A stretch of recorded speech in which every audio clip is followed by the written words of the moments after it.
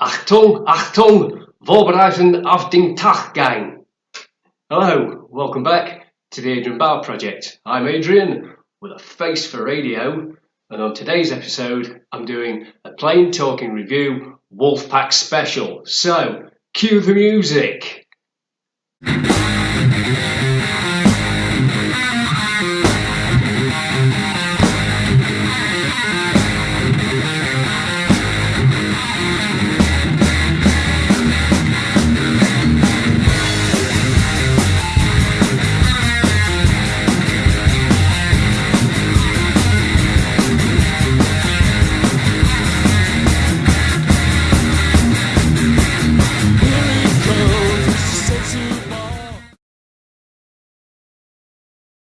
So, on today's Wolfpack special, I'll be doing plain talking review of the film Das Boot. We'll be having a look at Revell's 1:72 scale Type IX C40 U-boat. But firstly, we'll be kicking off by looking at Revell's 1:350 scale Type VII C41. Right, as always, before I begin, I'd just like to tell you that I'll be doing photo montages of both kits so we can have a better look at them and in closer detail. So, let's start off then with the Revell's Type VII C41 in 1:350 scale. The kit number for this is 05154. There's a nice little photo there, picture there on the front of the submarine. Looks like a Sunderland, I think, doing a bombing run on it. On the front, there's 35 parts, and the finished model comes in at just over 19 centimetres. Let's have a look on the back. Some nice photos of the finished model. So, let's have a look what you get in the box. It's a side opener. I know there's a lot of people moan about these side opening boxes, but they don't bother me at all. I don't mind them. So what we get in the box is the lovely colourful instruction manual. Got all the safety information there. Got a small sheet of decals. I can get those on there. Not too bad. And the parts come in a bag. So before we begin, let's have a look at the instructions. So, like I say, it's the coloured manual way of doing it. Quite like this way they do it now, so much better than the old paper type. As you can see, those pages, we've got the normal safety and information and all the little icons that you get. And you get a countdown, rundown of the paints used for the kit. Further in, we get a sprue map. So there's two body halves, the deck, and then there's two sprues with the parts on. It's only a low sprue count, and this is a level 4 kit. So as you can see, start off by gluing two hull halves together, placing on the deck. Then we've got forward planes, and we've got the propellers at the back. We've got the rear planes there, going onto the conning tower. Anti-aircraft machine guns there, fitting the conning tower on. That's the machine guns as well, the periscope. A couple of bits there as well, some fine work. There's like a railing around the conning tower, a couple more bits of railing, and at the back, and then we have the paint scheme. You've got paint schemes for two variants. Excuse me while I read these because I'm looking at it upside down. So we've got submarine U-1004, that's that one on the back, or you can do it as U-998, which is that one. Like I say, I'll be taking a photo montage so we can get a much better look at the parts and closer up. So as we say, all the parts come in one poly bag. It's sellotaped, which is nice. I don't like it when they put a staple in. There's always a chance that you're going to catch the parts and scratch them. So as we can see, it's 1, 2, 3, 4, 5 sprues. There's 35 parts, so it's a low count, part count. So let's have a look at the left side. I think this is port side, as you call it. Some nice detail on that. This is a nice little kit. It does say here on the inside, I think it says 2001. It was really too small for me to read. There's some nice detail on it. It's raised detail, I think, as well. It's not, yeah. Well, it's a mixture of raised and engraved detail. That's the port side, which is just similar. Then we have the deck. There's a nice little bit of detail on there. It's only a small scale, 350, so you're not really going to see a lot on it. Doesn't look too bad. And we've got the first sprue, which has got your stand, some of the planes there. A bit of flash there on that part. Nothing that a quick swipe with the old sharp blade will get rid of. Some really fine parts on that. And the second one's got your conning tower. It's got your railings. You're going to have to be really careful removing those from the sprue. That's the top deck on the conning tower, I think. Yeah. We've got little machine guns as well. Some really fine fiddly bits on this one. But like I say, it's 350 scale, but it looks a really nice kit, that does. I've seen people on YouTube already make it up, and it does look like it makes into a nice little kit. So I think I'll be attempting this one before I attempt the 1/72 scale one, because I want to try some painting and weathering techniques on this, see what I come up with. So let's have a quick look at the photo montage.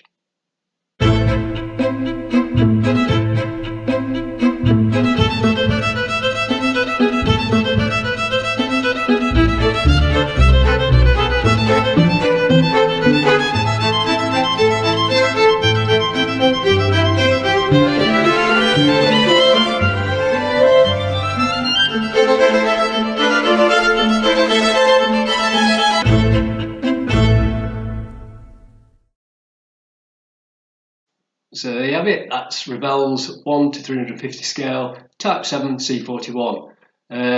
I picked this kit up for next to nothing. It's a really cheap model. I think it's going to make a nice little kit. All the parts look great, look really fine. We have to take a lot of care cutting them out and whatever, but with that in mind, I like to give this kit 4 Evil Ednas.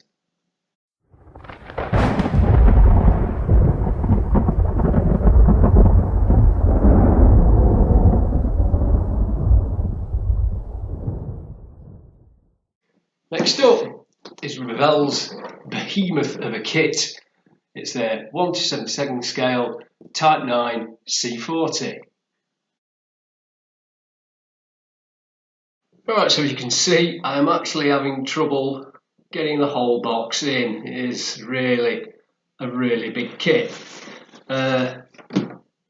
the reference number for this kit, if you're interested in it, is 05133.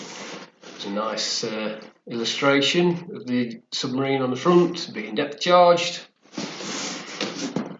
Let's have a look at the sides.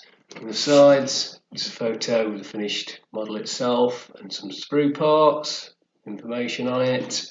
And on this side is some more photos of the finished kit.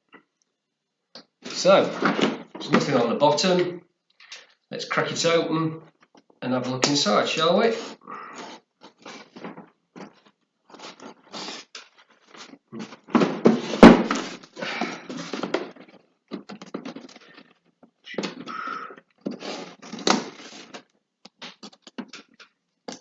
A lot of sellotape on this one, and it is a top loader. For those of you that don't like the Revell ones where you get the, like it was before on the smaller kit. So,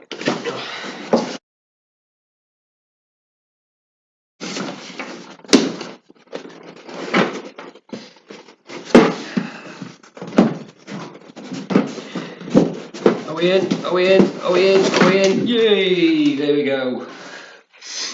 Right, that's what it looks like on the top. So, we get the all halves in a bag. On top of that, a nice protector, cardboard protector, and then the rest of the parts are in there. There's a big space there, but you're going to need it to get these halves in. So, sprues come polybagged. Another bag there, some more parts in. More parts. Right, got some line in there, which is nice. Got the instruction manual, and we've got some decals there, which is interesting because we've got the Royal Navy ensign there. So obviously we're doing one. If you want to do it that version, you can do a captured version. So nothing else in that box, so we'll move that.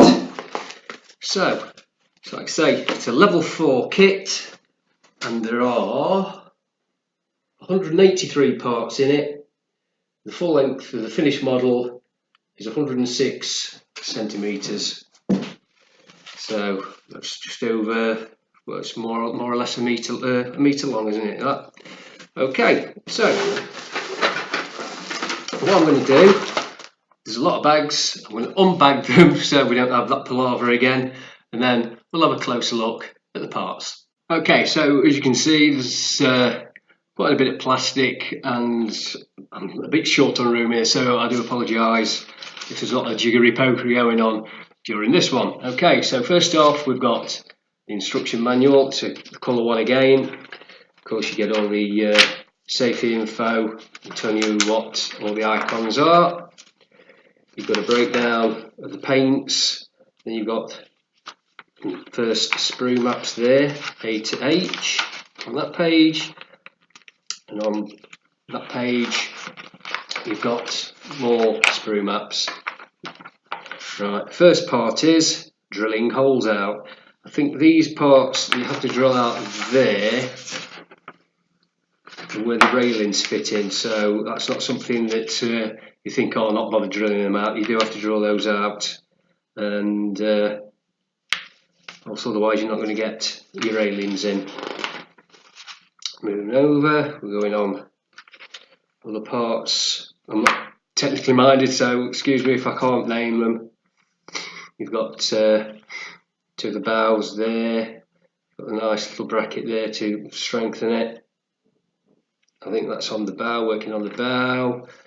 Putting the torpedo tubes in the front there. Like I say, sorry if you can't really see what I'm pointing at, but I will be doing a photo montage for this one again as well. Carrying on, we fit the two halves of the hulls together to make the full length, because it's like 2/3 of the hull on the first bits, and the last third you fit on separately. You could have the torpedo tubes in the open or close position. I think I'll have them in the open because I want as much detail shown on this kit as I can. Then we're moving through onto the propeller shafts, the rudder system, bow planes. That's the bow planes as well there. I think that's the stand, and that's the fitting of the top deck. Moving on to there, that's the this part there, section 20. I think that's the periscope. I do believe it works. Well, it goes up and down. You can't actually look through it and see ships on the horizon, you know what I mean. Moving on to the steps there, we've got the anti-aircraft guns. Moving on there, we're going on to the conning tower. Some more of the conning tower, lots of detail in that.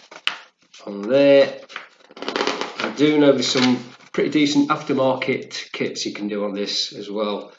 That's fitting the railings. I know a lot of people have said that the railings are too thick for this scale, but looking at them there, they look fine enough to me. I'm not too bothered about going down that route. That's more periscopes on there. Fitting your guns that you've made up, and then fitting the railings on there. That's fitting some more little greeblies onto the submarine itself, and then it's on about the line there that you get. I think that's for the radio antenna, isn't it, that? Right, so let's have a look at the parts. Sorry about that, I'm just jumping ahead of myself. I forgot to mention the paint call out. We've got two versions in this kit. There's the U-190, which is the version that I will be doing, and then we've got the option of the U-190 that was captured, so that's why you get the British ensign on it. So there we go, it's two options for the painting. Right, let's have a look at the parts, and I suppose we'll have a look at these beauties here, haven't we?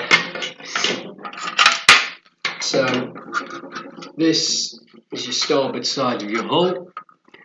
Like I say, if I'm not getting the detail on here, don't worry, because we're doing a photo montage, and as you can see, it's very, very long. Got the date in here of 2013. Looking at the detail, some really nice detail on this. This is going to take a wash absolutely beautifully. There's raised rivets on there, it's raised detail, and you're not going to go wrong with this kit, really, are you? So that's the port side. Look at me getting all technical and naval terms. So I'll just have a quick dry fit. It's not going to be the most accurate. We'll do this. Just give you a rough idea of what it's going to be like. So that there, I can't even get it into frame. That is 2/3 of the hull, because in here, that is, got a little greebly in it. There we've got the aft part. That's where the rudders go. There's more lovely detail on that. So taking it that there, try and give you a rough idea how big this kit's going to be. I'm going to have to sit back there, look. So that is well over, that's about 1 metre long, isn't it, that? This is going to make into a cracking model, this is. Really take the time over this one. So lovely detail on it as well. On Plasmo models, he did use a Dremel, and he bored these out here at the side, these holes. Now I don't own a Dremel drill, so whether I go down that route or not, I don't know. It might be just an idea of painting them black, because you're not going to see anything inside. And there was another guy that has built this same kit, and he came up with a thing that I didn't think of. He said that if you drill those out, you're just going to see right through to the side, and it's going to be wide open. There's nothing to see inside, and it's just going to look a bit daft. So I'll make my mind up when I come around to building it what I'm going to do. Right, let's have a look at these sprues. This is the decks section. Again, the bags are sellotape, they haven't got those horrible staples in them, and that has got some fantastic detail in it. That is going to take a wash, lovely that. Some awesome detailing on it as well. A bit more. Now that piece is a little warped, but it's nothing we can't sort out. It's not major. We've got these pieces there as well. That's for the deck. Got a nice little hatch there. I think that's where one of the anti-aircraft guns go. These parts on for the top of the conning tower. Really nice detailing on them. I wish I had a better camera, because this kit deserves. Let's see if we can get them on there. I'm not sure. It deserves a better camera to be able to look at, but I haven't got one. So this has got the stand on it. Now these bulkheads go inside to strengthen the two all halves together. It has got front and rear written on them, so you know which way to go in and to put them in properly. Which is also a quite nice little feature there. I don't know about you, but I'm ones that always glue something on, and when the glue's set, that's when I realise that I put it in the wrong way. So these next two sprues, got some really fine detail on there. These are really fine. I'm going to have to be really careful cutting those out. This is the machine gun, I think it's anti-aircraft machine gun there. Some really fine parts on this. Got some handles there, some grab handles. I've got some little, I think they're off the anti-aircraft gun, like turning wheels. Some really fine fiddly detail on that I don't really want to be touching too much. I'd suggest that anything, little fine details like that, if at all possible, leave them off till after you've painted and all your painting's finished, and they'll be the last things to go on. That's if you can do that and they aren't an integral part of something to be built up. So look through your instructions, and you're going to really need to plan it out. So keep breakages down on the small parts to an absolute minimum. Right, these next two flashes, so you've got the aft and bow planes there. Some more really fine detail there, and grab handles. I have to be careful of that one. That looks like it's ready for dropping off, so I don't want to keep messing about with it. Some more parts. There's some really fine detail. There's machine gun there, machine gun there. I think that's like a railing or something, I'm not sure. I think that's their attachment for the black line, which I think is an aerial. Excuse me, because I'm not technically minded at all. I don't know what a lot of these pieces are called. I just build them. Right, we've got 3 larger sprues here. Now this is containing the conning tower. Some really nice detail on that. There's riveting carries on that is on the hull. They are the railings. That's why you drill your holes out.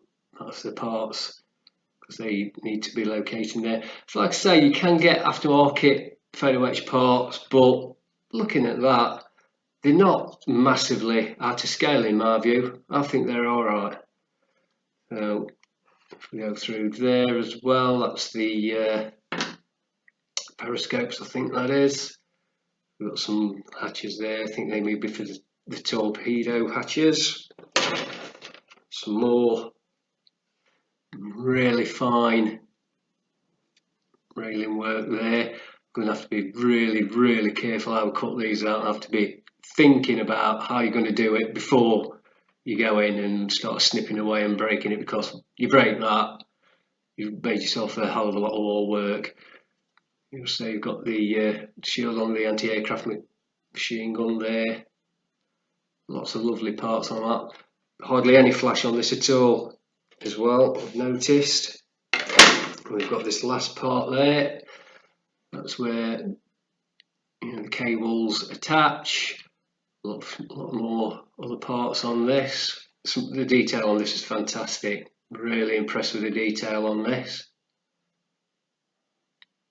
So I think that's all the sprue trees, and then you've got your little cable. That's for your cabling, and I think that's about it. I'll show you get another quick close up of the decals. Look decent decals, those. So let's have a look. Notice they've missed the swastika out in the middle of there, so if you wanted to aftermarket decals 1/72 scale, I'm sure you can find one to put in there. So now I've had a look at the parts, I can do a photo montage, so hopefully I can get it so you can have a better, closer look.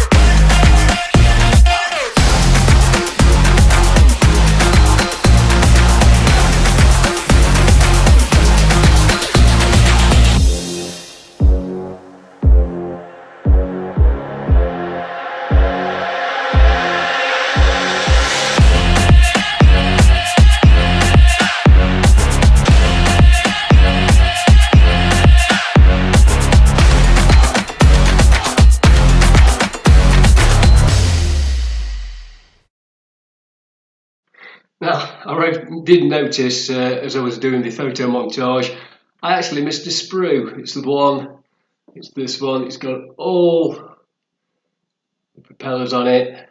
I think this torpedo tube hatches there as well, and other bits and bobs. So sorry about that, but there is a lot of plastic in this kit. Right, so that is Revell's 1/72 scale Type IX C40. What an absolutely awesome kit.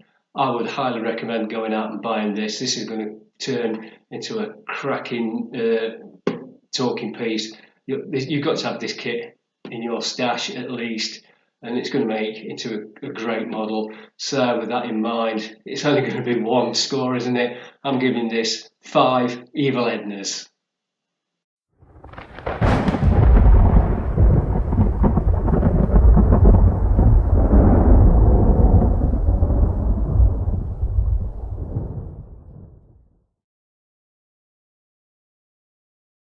Someone phone Mark Corrigan and tell him we've got a Sierra League Gatto in the fridge and we're firing up the DVD player.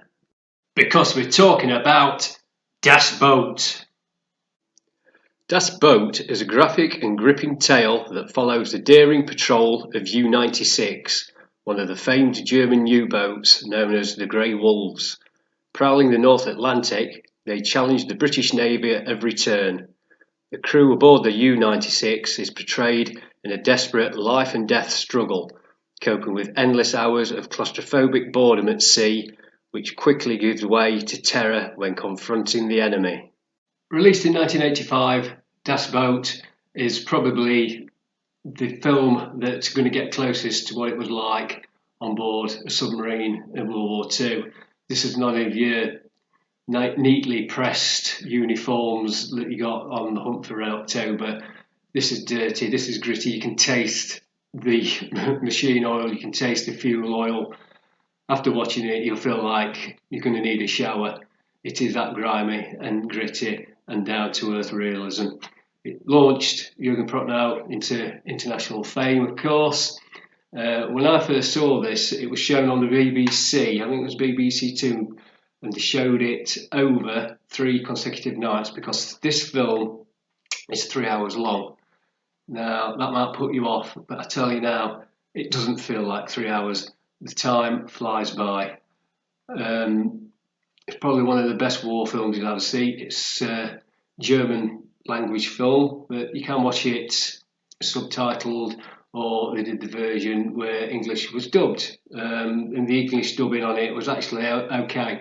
And I've watched a lot of foreign films where the English dubbing has been truly awful. Troll Hunter springs to mind. If you ever watch Troll Hunter, just watch it with the English subtitles on, because the English dubbing is truly horrendous on that.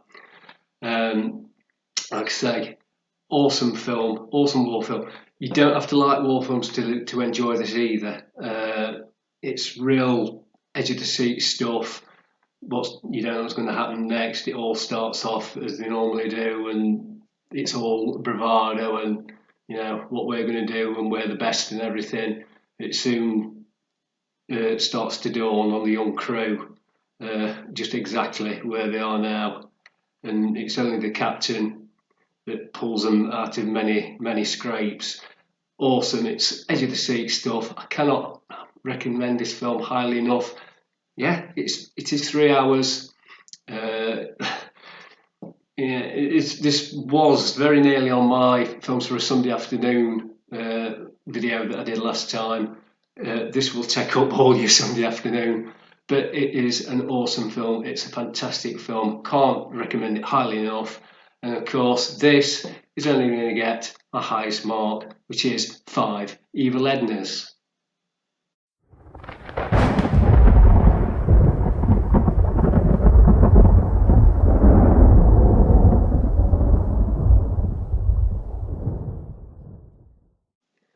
And there we have it. That's the end of my U-boat Wolfpack special. Apologies again to my German viewers. And don't speak German, that's the first time I've attempted it, and apologise if I've just murdered your language. Okay, well, I hope you all enjoyed that. If you did, and you haven't done so already, I'd really appreciate it if you could subscribe to my channel, and also if you could share and like my videos, all very much appreciated. So, again, many thanks for watching, and I hope to see you all again next time on the Adrian Project.